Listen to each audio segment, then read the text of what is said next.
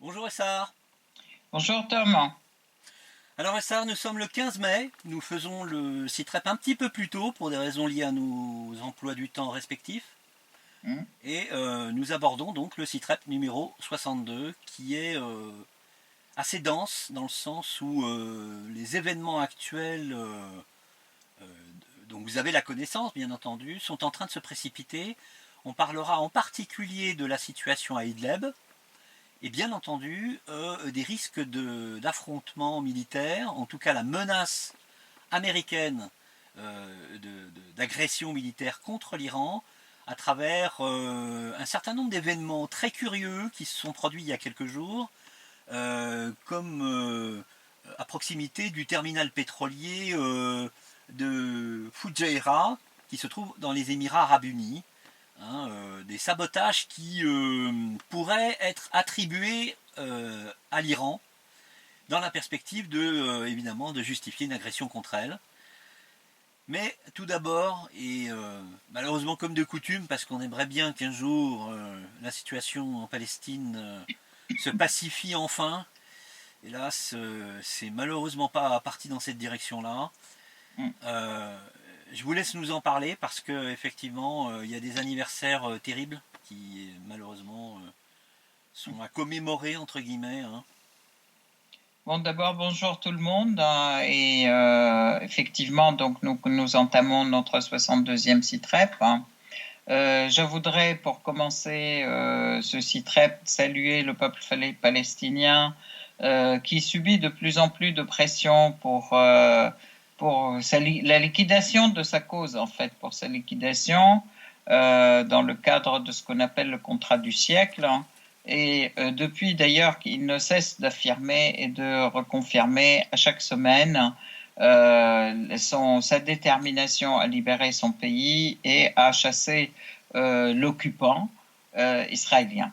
Alors, d'abord, je salue toutes ces marches pour le retour qui ont commencé donc déjà avec la déclaration faite par Trump du fait que Jérusalem est la capitale ou est devenue la capitale d'Israël, donc l'affirmation de tous les Palestiniens en réponse que Jérusalem est et restera la capitale de la Palestine.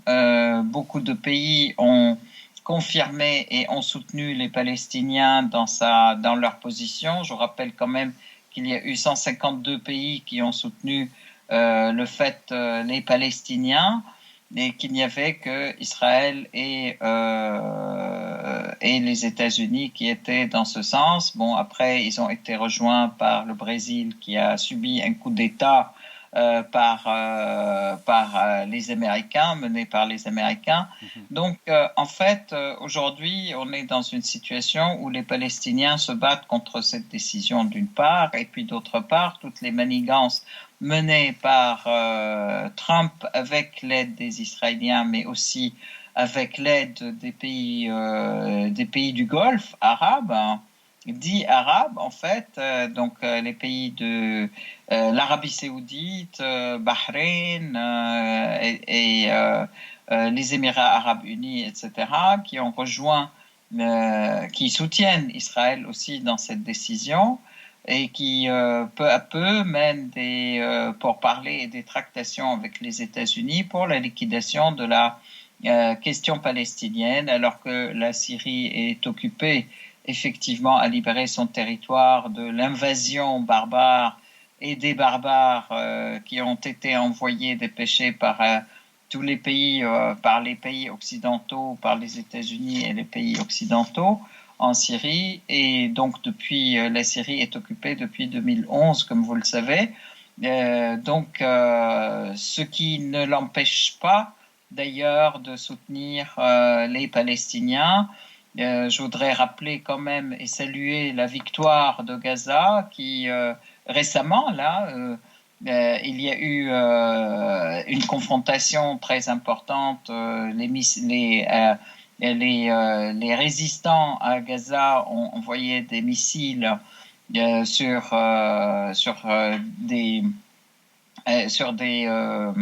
des colonies pas loin de Tel Aviv, et ce qui a fait quand même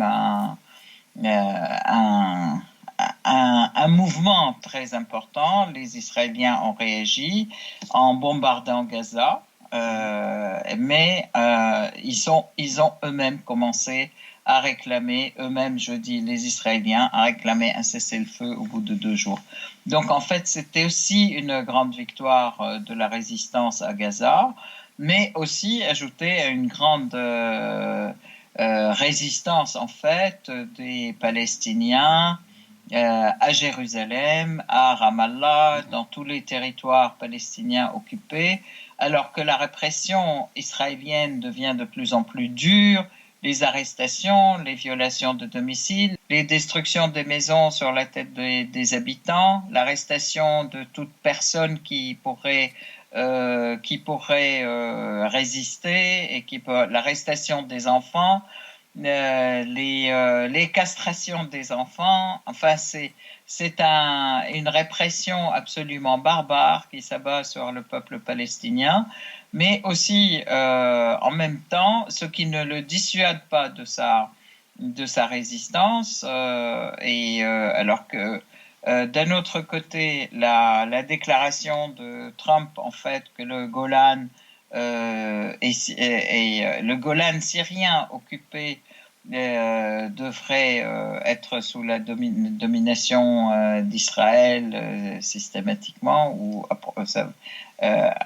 et la propriété d'Israël, entre guillemets. Bien sûr, depuis ce moment-là aussi, et bien avant, les habitants du Golan continuent à résister, et la résistance a été d'autant plus importante et plus coordonnée qu'avec les Palestiniens. Tout le monde s'oppose de manière très violente et très déterminée, je dirais, à ces accords, et surtout à cette soi-disant ces tractations avec les pays du Golfe et avec les États-Unis, que mènent les États-Unis avec Israël et les pays du Golfe pour le soi-disant contrat du siècle, le contrat de liquidation de la résistance palestinienne et de la question palestinienne, en fait, de l'ensemble de la question palestinienne au profit d'Israël. Donc, bien entendu, je renouvelle par cet appel, en fait, mon soutien et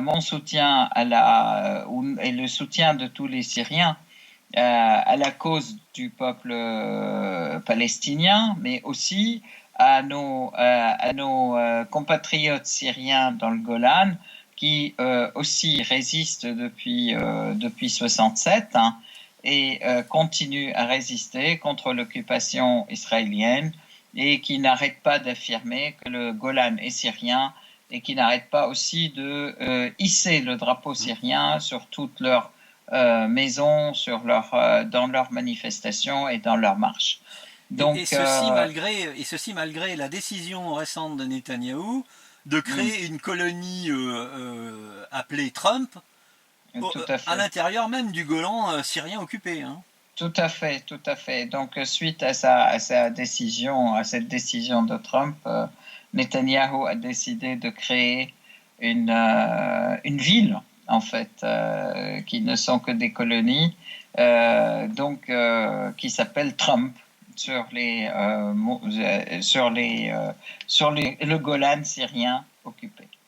Donc voilà, et donc je voudrais transmettre toute ma solidarité et tout mon soutien, le soutien du peuple syrien et de tous les peuples du monde qui sont épris de paix et de justice, en fait, à l'action du peuple palestinien, à sa détermination à mener sa lutte et jusqu'à la libération de tout son territoire, et de toute et en fait à la libération et à la construction de l'État palestinien et à son admission à l'ONU aussi, parce qu'il y a aussi des grandes démarches qui vont dans ce sens, que je soutiens parfaitement.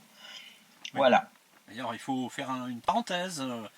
à propos des missiles qui venaient de Gaza et qui se sont abattus sur les colonies, enfin Sur les les colonies villages de colons israéliennes. Oui. israéliens.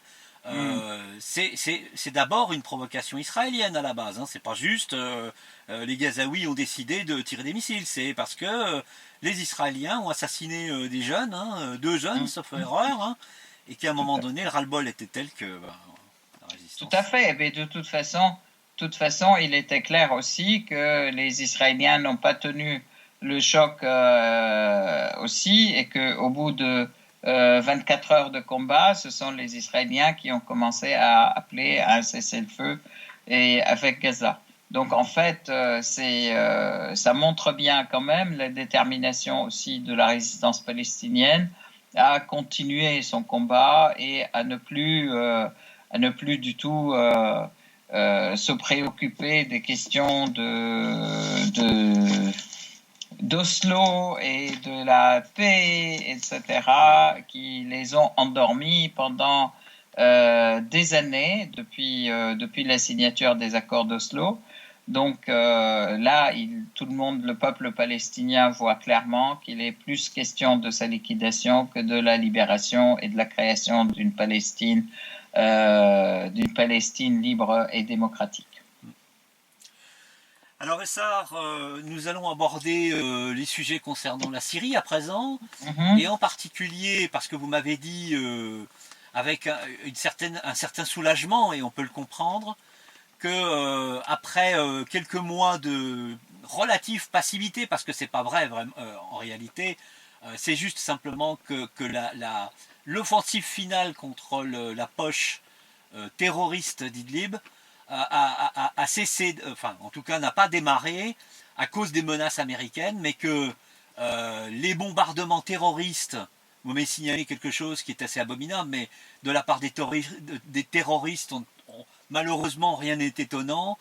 Ils se sont amusés, entre guillemets, à tirer sur des jardins d'enfants en commettant un massacre parmi ces pauvres gamins. Et donc les bombardements qui depuis des mois et des mois visent les civils ont fini par mettre en colère, mais vraiment en colère, l'armée syrienne et ainsi que les Russes. Et apparemment l'offensive finale qui aurait dû démarrer en septembre dernier a finalement commencé depuis quelques jours. Enfin, bon, je crois qu'il y a quand même effectivement il est important de remettre les choses un peu en mémoire, rafraîchir un peu la mémoire de tout le monde. Il y a eu un accord en septembre 2018, en fait, un accord à Sochi. Oui.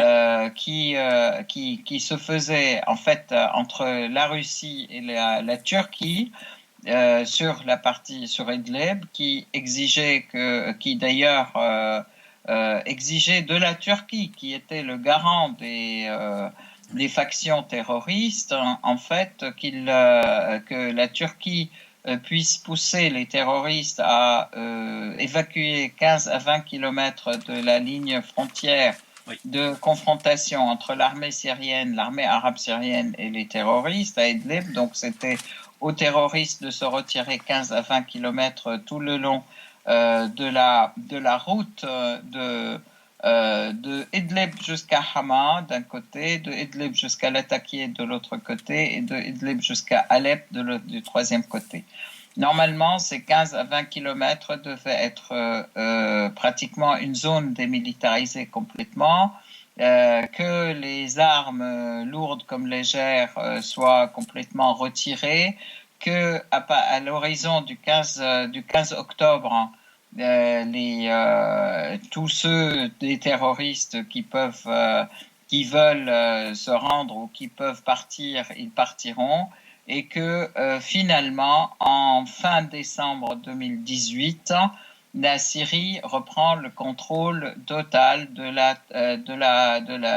du gouvernorat d'Idlib. Mmh. En fait, il est certain que la Turquie n'en a rien fait et la Turquie a aussi affirmé qu'elle a des difficultés à cause des terroristes qui se battaient.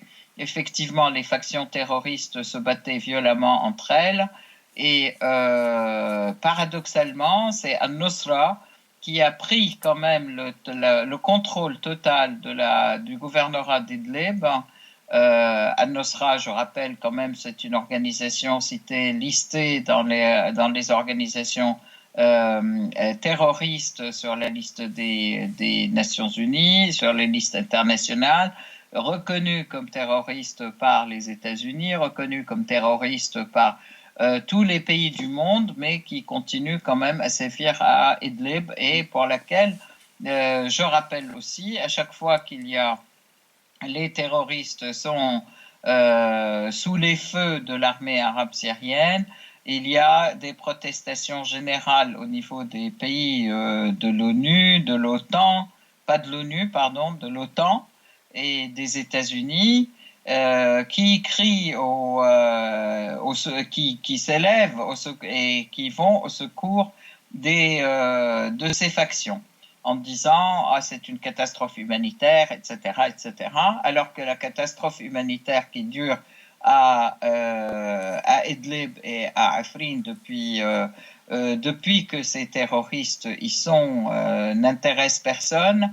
Les sévices qu'ils font subir à la population civile aussi et tous le kidnapping, les tortures, les destructions des récoltes, les arbres, les oliviers qui ont été coupés, etc. Tout ça n'a pas l'air d'émouvoir les Américains et les Européens de l'OTAN. Mais juste quand l'armée arabe syrienne s'apprête à mener l'action contre les terroristes, il s'élève contre cette décision. Ce qui montre bien clairement, et soit dit en passant, la connivence totale entre les pays de l'OTAN et les pays occidentaux et ces terroristes qui sévissent en Syrie depuis 2011 déjà. Donc depuis 8 ans et on est entré dans la 9e année. Oui. Donc là, et ça, ce qu'il faut préciser, ces terroristes, oui, pardon. Je vous en prie. Ce qu'il faut préciser, que vous nous aviez déjà dit, mais qui est important à connaître, c'est que le groupe ex-Front al-Nusra, qui est, je ne me rappelle plus le nom, c'est Tahrir al-Sham, il me semble. C'est devenu Hayat Tahrir al-Sham, oui. Voilà. S'est emparé en fait de la totalité ou de la quasi-totalité de la partie occupée par les terroristes, tout simplement parce qu'il a ce groupe terroriste reconnu comme tel a absorbé les différents groupes qui étaient encore qualifiés d'opposition armée. Et donc il n'y a plus réellement d'opposition armée. Bon, ça c'est l'officiel, mais en réalité, dans la réalité, tous ces gens étaient des terroristes. C'est simplement qu'ils ont changé d'étiquette. C'était opposition modérée. Voilà, oui. Voilà. Qualifiée d'opposition modérée par les différents gouvernements européens. Alors, en effet, effectivement, et je tiens à dire quand même que toutes les agressions que ces factions ont commises contre la population civile n'ont jamais été répertoriées ni répercutées dans les médias mainstream. Par exemple, quand il y a eu récemment des missiles qui ont été tirés, en fait pas seulement récemment, mais depuis octobre jusqu'à maintenant, des missiles qui ont été tirés contre la ville d'Alep, contre des quartiers, des quartiers très peuplés de la ville d'Alep, contre la ville de Latakia, contre la ville de Jablé, contre la ville de Hama et beaucoup de villages de la ville de Hama. Les derniers en date, et là je les cite en fait, cette semaine en fait, la semaine dernière et cette semaine, une agression violente en fait, des missiles qui ont été tirés contre le camp Nayrab dans la banlieue d'Alep. Qui est un camp où il y a c'est un peu comparé au camp Yarmouk à Damas en fait, qui est à la périphérie de la ville, mais il y a aussi des Syriens, des Palestiniens. C'est un camp qui n'est pas un camp, un quartier de la ville où il y a une vie commerçante et populaire assez importante. Il y a eu des missiles qui ont été tirés contre Latakia, des missiles qui ont été tirés contre la ville de Jablé, qui jusqu'à présent était relativement épargnée, entre guillemets, et des missiles qui ont été tirés à plusieurs reprises contre la ville de Mhardé, la ville de Sqaylabiyé, contre des villages dans Al-Rab, dans la plaine d'Al-Rab, des morts et des blessés parmi les civils. Les gens meurent chez eux, dans leur maison.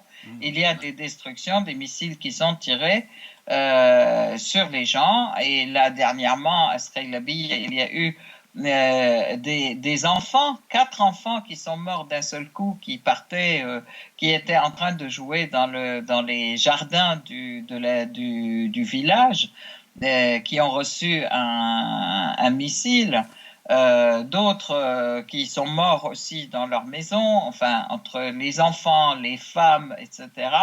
Et que des civils qui sont systématiquement agressés. Et j'aurais bien voulu voir les médias mainstream qui se taisent et qui hurlent aujourd'hui pour les terroristes et répertorier ces crimes et des terroristes. Bon, il est certain que donc là, je tiens à dire aussi qu'il y a eu des drones chargés d'explosifs qui ont tiré aussi sur la base de Hmeimim, donc russe, qui est à Hmeimim, oui. Ce qui a fait que effectivement, après avoir donné délai après délai, nous sommes aujourd'hui en mai quand même 2019, alors que tout ceci aurait dû être terminé en décembre 2018, donc pratiquement 8 mois d'extension des délais pour la Turquie, qui affirme qu'elle est en grande difficulté face à ces terroristes et que les pays d'origine ne veulent pas les reprendre, qu'il y a effectivement un grand nombre de terroristes étrangers, européens notamment, et que les pays comme la France, l'Angleterre, la Suède, etc., ne veulent absolument pas reprendre leurs terroristes. Hein. Et il y a plus de 15 000 terroristes étrangers, et que là, aujourd'hui, il y a presque 60 à 70 000 terroristes armés jusqu'aux dents qui sont à Idlib. Par contre, la Turquie a bien permis qu'il y ait des renforts qui arrivent jusqu'à ces terroristes, des munitions et des armes, etc., supplémentaires. On est allé même jusqu'à vouloir simuler encore une attaque chimique pour justifier une attaque de la Syrie par les pays occidentaux.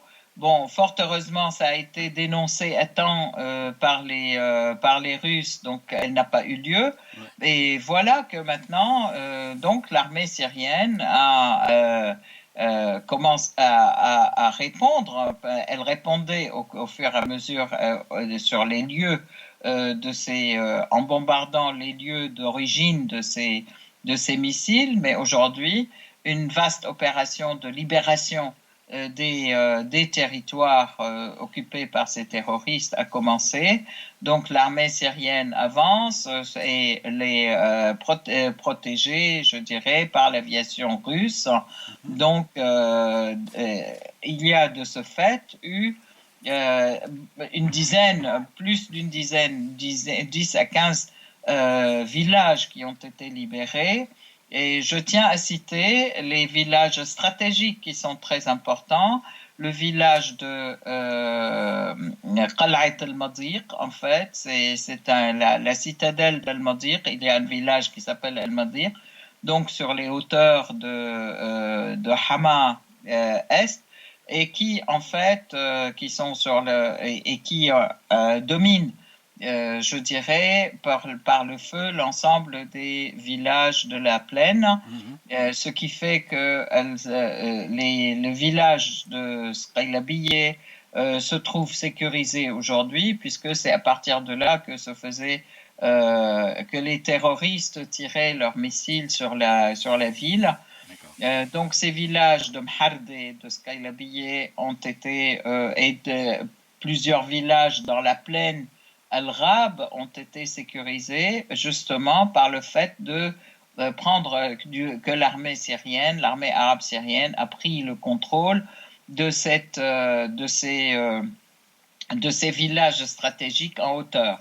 De la même manière, il y a le village Shri'a aussi qui domine aussi sur les hauteurs et qui a été aussi libéré. Donc il y a 10 à 15 villages qui ont été libérés depuis quelques jours par l'armée arabe syrienne qui avance et qui avance fortement face à la débandade, à des troupes d'Al-Nusra qui sont en débandade et qui commencent à se retirer et qui sont pour certains soit tués, soit qui s'enfuient, etc. Donc l'opération a bel et bien commencé.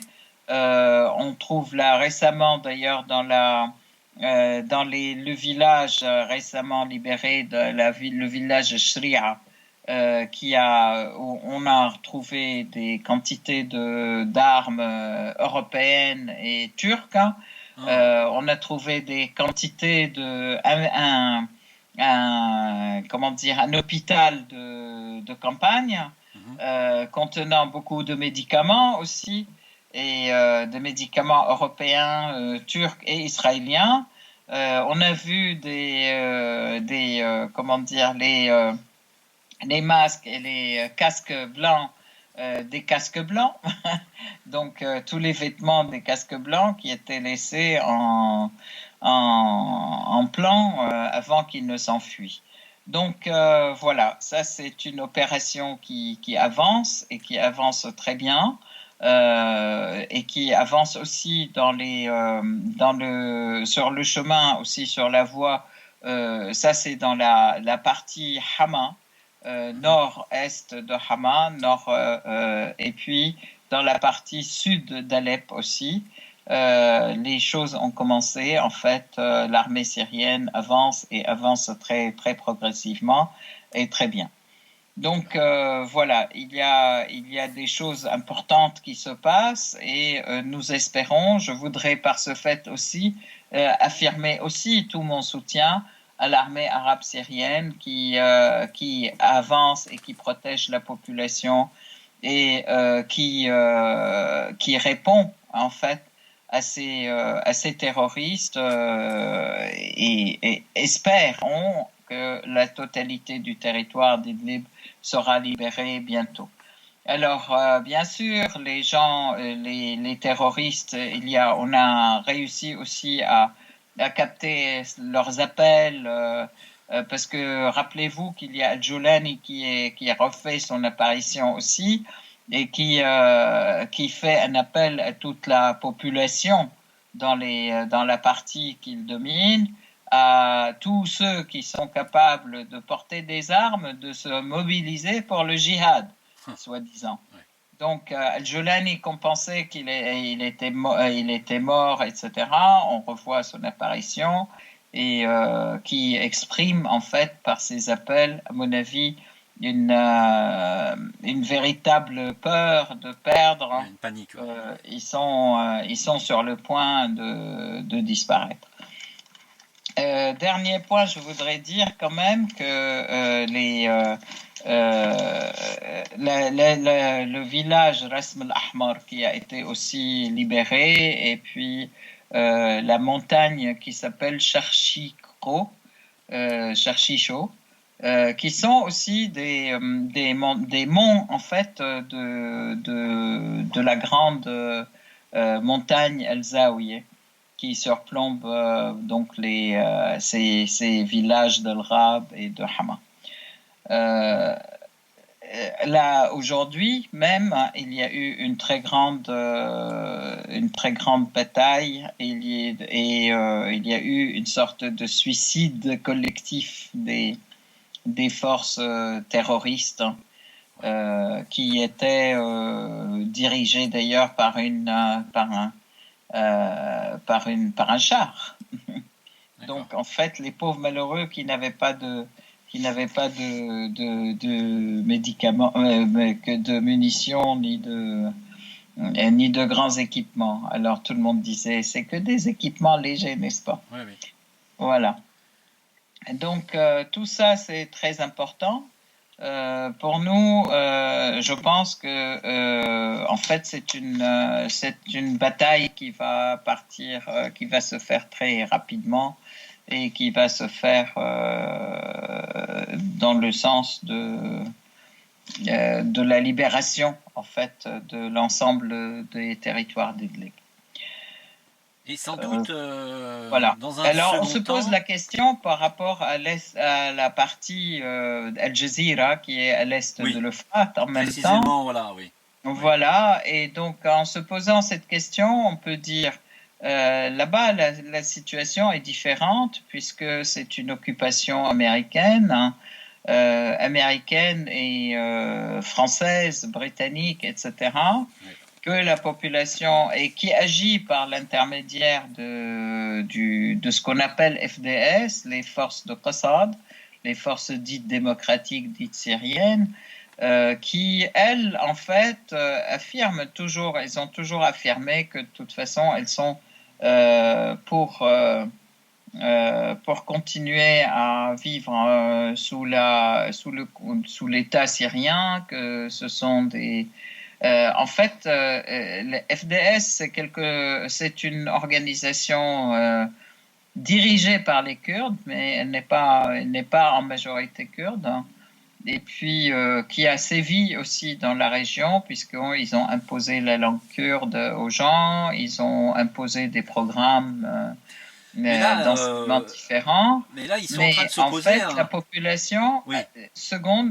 population a été très, très, comment dire, très mal contre eux, et donc oui, la population se rebelle. Donc il c'est y a ça. beaucoup de manifestations, il y a beaucoup en fait, un mouvement qui leur demande de partir, qui demande aux occupants de partir et qui exige de FDS que de toute façon, s'ils ne sont pas contents, ils partent, mais qu'ils laissent le pays à ceux qui le veulent et Oui. à ceux qui l'occupent et à ceux qui sont bien dedans. Et ils exigent, en fait, ils n'arrêtent pas de demander à l'armée arabe syrienne de leur venir en aide et de venir les secourir. En même temps, ils exigent le départ des Américains, des Français, etc. Ils exigent le départ des Américains, ils exigent le départ des FDS, alors qu'ils Oui, sont menacés de mort, puisque apparemment il y a des partis du FDS qui commettent des crimes contre la population civile, tout hein. à fait, Ce qui tout les à met en fait, colère encore plus, hein. tout à fait. Parce que FDS sont devenus vraiment des mercenaires des Américains. Voilà. Et donc, en fait, lorsque les Américains avaient affiché leur volonté de départ, FDS, ils sont allés discuter avec l'État syrien, etc. Et quand ils ont décidé de revenir, de venir et puis d'être présents, eh ben, les FDS ont changé à nouveau leur position et puis ils collaborent avec les Américains. Donc en fait, ce sont clairement des gens qui sont trompés par les Américains et qui espèrent avoir quelque chose, avoir des miettes, hein, parce que de toute façon, il n'y a rien d'autre que des miettes. Et puis, de toute façon, les Américains sont complètement, je dirais, out en fait dans la région. Personne ne peut les soutenir, ni les supporter, ni donc de toute façon, tôt ou tard, ils partiront. Les Français aussi, pareil. Les Anglais, pareil. Donc voilà, il y a quand même une velléité très très importante de la population pour reprendre la souveraineté syrienne sur ce territoire et puis se mettre sous le contrôle de l'État syrien. Donc en fait, et je tiens quand même à dire que lorsque dans les pourparlers en fait récents, là, Pompeo avec Poutine, hein, puisqu'il y a eu une rencontre pas plus tard qu'hier, Oui. où ils se sont rencontrés et il y a eu donc une discussion importante concernant la Syrie et tous les dossiers, bien sûr, la Syrie, l'Iran, l'accord sur le nucléaire, etc. là aussi, la Russie, il y a eu une rencontre avec le ministre Lavrov et aussi avec le président Poutine. Donc, où les deux ont affirmé quand même la nécessité d'appliquer la décision 2254 et de l'ONU et donc le retrait des États-Unis, la souveraineté de l'État syrien, la souveraineté sa souveraineté sur l'ensemble de son territoire, l'unité du territoire syrien et le retrait de toutes les troupes étrangères de la Syrie. Donc ça a été aussi la colonne vertébrale, je peux dire, des décisions qui ont été prises ou du pourparler qui a eu lieu ou des discussions qui avaient eu lieu hier entre le président Poutine et Pompeo. OK. Donc, globalement, on peut dire qu'on s'oriente vers une libération totale prochaine du territoire syrien, de l'ensemble des barbaries et de l'ensemble des terroristes qui y sont. Alors, bien entendu, on n'exclut pas qu'il y ait des réconciliations qui se passent comme c'est d'habitude, parce que d'habitude, ce qui se passe en Syrie, il y a une action militaire et il y a aussi des discussions qui se font avec la population. Et il est entendu et très clair que de toute façon, il n'y aura absolument aucune discussion avec les terroristes étrangers qui seront soit tués sur place, soit partiront dans leur pays d'origine d'autre part. Donc, soit peut-être recyclés par tous ceux qui les ont utilisés, par les Américains, ailleurs, en fait. En Birmanie, par exemple. Hein? Alors, bon, malheureusement, il y a eu des terroristes qui ont été recyclés, même pas loin d'ailleurs, en Afghanistan. Et puis, ils espèrent Libye, les recycler aussi en Iran ou en Irak, puisque aujourd'hui, il y a une décision qui est quand même très, très importante qui dit un peu les, comment dire, les velléités des États-Unis, où ils disent à leurs ressortissants de quitter l'Irak, sauf s'ils sont obligés d'y être pour des raisons de fonction, de travail, etc. Oui, ça date d'aujourd'hui, ça hein, c'est un ordre diplomatique, hein, c'est-à-dire tous les personnels, voilà, tout à fait. Tous les personnels non indispensables diplomatiques doivent quitter le territoire, ce qui est très très très inquiétant et qui doit se mettre, je dirais, qui doit se voir sous le projecteur des événements des derniers jours, en particulier du sabotage qui a été fait au large des côtes des Émirats Arabes Unis, en particulier à proximité du terminal pétrolier de Fujairah, qui apparemment pourrait être utilisé pour impliquer l'Iran. En sachant qu'il y a quelques jours, les services secrets israéliens, comme par hasard, ont indiqué que l'Iran s'apprêterait à commettre des agressions contre les intérêts américains. Ce qui justifie en partie, je dirais, l'excitation de John Bolton et de son compère Pompeo à envoyer, et puis décider d'envoyer un porte-avions avec son groupe aéronaval complet dans le golfe Persique, hein, puisque apparemment il y a une montée de tension inexplicable, en premier lieu, enfin a priori, et la cible, c'est l'Iran, hein. En fait, bon, pour parler de ces actes de sabotage, en fait, de quatre containers transporteurs de pétrole, en fait, 4 des Émirats Arabes Unis et 2 de l'Arabie Saoudite.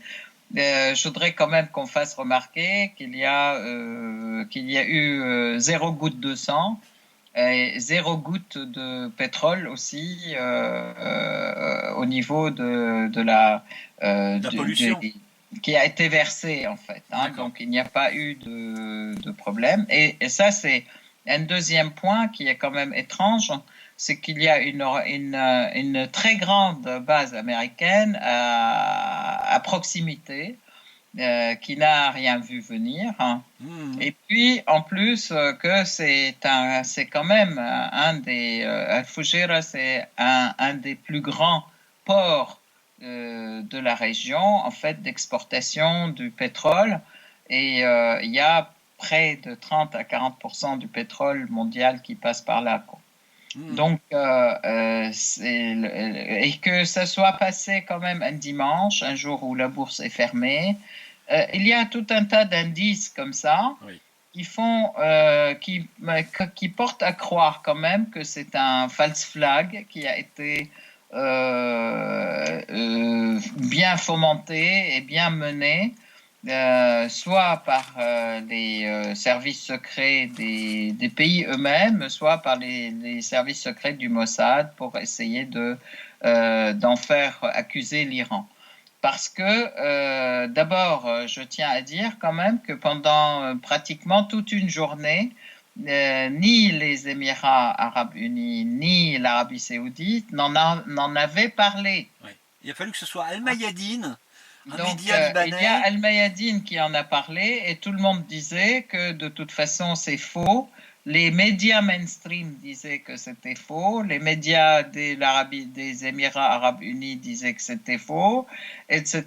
Que Al-Fujairah continuait à travailler normalement, qu'il n'y a rien de toutes ces rumeurs, etc. Et donc là, ça veut dire quoi? Ça veut dire ils ont attendu à ce qu'il y ait le feu vert qui vienne à mon avis, des États-Unis Oui. pour leur dire, OK, vous pouvez en parler Oui, parce qu'ils ont reconnu dans après vos... l'avoir nié quand même. Hein.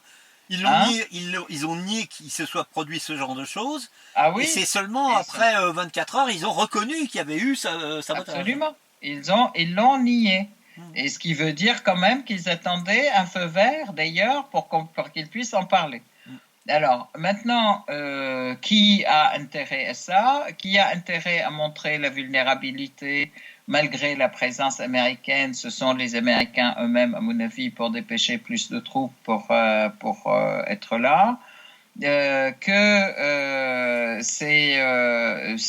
Ils cherchent toujours, de toute façon, à provoquer l'Iran, mais avec toute la guerre économique qui est menée contre l'Iran, contre la Syrie et contre les alliés des deux, en fait, contre la Russie elle-même. Oui. Je voudrais rappeler quand même qu'il y a eu une nouvelle série de blocus, de mesures qui ont été mises en place début mars, justement en ce qui concerne les produits pétroliers et en ce qui concerne le gaz, tous les combustibles, en ce qui concerne la Syrie et l'Iran, donc qui font que l'objectif est étrangler les deux pays. Et Pompeo ne s'en est pas caché, ni Bolton d'ailleurs. Nous visons à réduire à zéro toutes les Oui. exportations iraniennes. Et voilà, bon, chose qui a été complètement désapprouvée par l'Union européenne. Je rappelle quand même, c'est important, que l'Union européenne a assuré qu'elle continuait à avoir ses relations avec l'Iran. Et que, en plus, en fait, malgré le retrait des Américains de l'accord Oui. Sur le nucléaire. et sur le nucléaire iranien, l'Union européenne a décidé à plusieurs déclarations, en fait, et les différents pays européens, qu'ils continueront à respecter l'accord sur le nucléaire. Ce qui a poussé d'ailleurs l'Iran à leur dire, bon, ok, mais commencez à honorer cet accord, en fait, hein, Oui. donc libérer les masses d'argent que vous avez retenues, etc., etc. Mais en plus de ça, il y a eu donc ces nouvelles blocus pétroliers contre l'Iran, qui en même temps, non seulement, en fait, qui vise à étrangler non seulement l'Iran, mais tous les pays du monde aussi, hein. Mhm. Donc, en fait, suite à ça, beaucoup de pays où la majorité des pays ont continué à traiter normalement ou ont affirmé qu'ils continueraient à traiter normalement avec l'Iran, puisque tous les accords qu'ils ont avec l'Iran sont des accords légaux qui respectent les règles et les règles mondiales, en fait, qui réglementent les relations mondiales, et que c'est plutôt en fait, les États-Unis, ils peuvent faire ce qu'ils veulent, mais de toute façon, tous les échanges avec l'Iran sont des échanges qui respectent les règles internationales, le marché international et les lois mondiales. Donc voilà. Et là, de ce fait, on voit que les Américains sont un peu dans l'impasse s'ils veulent mettre en difficulté l'Iran et la Syrie d'ailleurs, parce que on a écopé très difficile d'une situation très difficile, très dure, du fait que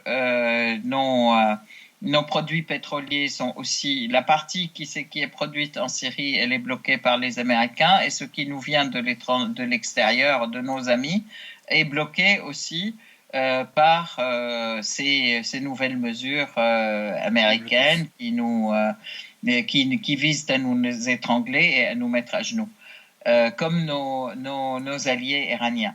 Mais en fait, les Américains ne se rendent pas compte que la volonté des peuples, en fait, elle continue à s'affirmer, et que par une attitude comme celle-là, c'est plutôt les peuples qui sont rassemblés et qui se mobilisent complètement autour de leur gouvernement, de leurs dirigeants, pour s'opposer à cette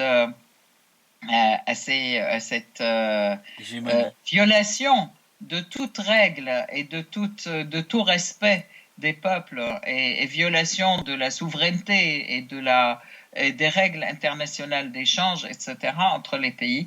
Et donc, tous ces pays, spontanément, s'insurgent contre les Américains. Et cette attitude des États-Unis qui vise non seulement aujourd'hui à exercer son hégémonie sur le monde entier, mais qui vise aussi à déstabiliser en fait toutes les règles internationales qui dirigeaient et qui dirigent toujours les relations entre les pays sur l'ensemble du globe terrestre.